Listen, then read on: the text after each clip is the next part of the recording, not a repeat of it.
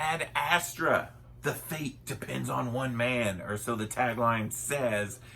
Fortunately, this movie is a little bit of a letdown. I went into it pretty pumped because it had really great reviews. I like Brad Pitt.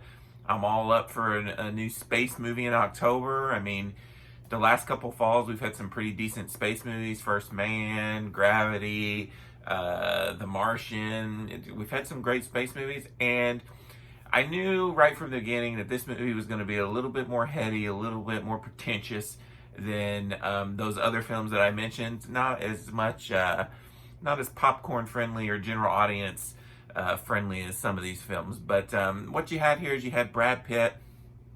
He's an astronaut. There is this giant like electrical surge when he's up on the space station. He comes crashing down. It's causing all kinds of issues around the world. They don't really go into it very often, but it's bad. Could be the end of the world situation. They bring him in. They say, hey, your dad's not really dead, who is also an astronaut. They said, and Tommy Lee Jones plays his dad.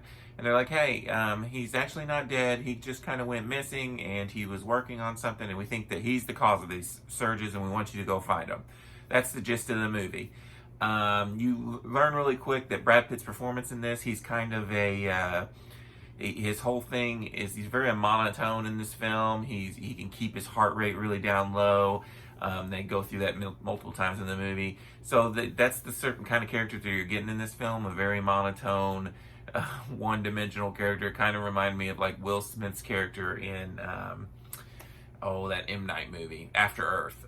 That's kind of what it reminded me of. Of course, Brad Pitt does great in the role, and I was pretty interested for the first half of the movie. I was kind of into it, but you could tell even the creators of the movie kind of had to like force in some excitement to try and keep you awake, basically, because this is a slow burn movie. It's a long movie, and it's just it's one of them movies that I don't think a lot of mass audience, general audience people are gonna like.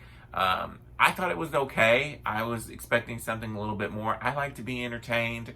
I'm all for the thinking man sci-fi movie, but sometimes this movie, it was just a lot of Brad Pitt just staring into the abyss. And it wore on me towards the end of the film. If you're going to see it for Tommy Lee Jones, he's in the movie for like 5 minutes at the end. It's not, you don't want to go for that. This is Brad Pitt's movie.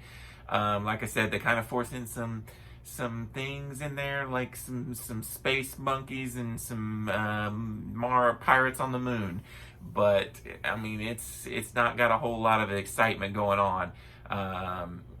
Like I said, it was okay for a one-time watch. This is not something I'm gonna want to watch again or buy or add to my collection. So for that reason, I'm going to lower my score. Is it beautiful to look at times? Yes. The cinematography, the score is really good. Brad Pitt's performance is good.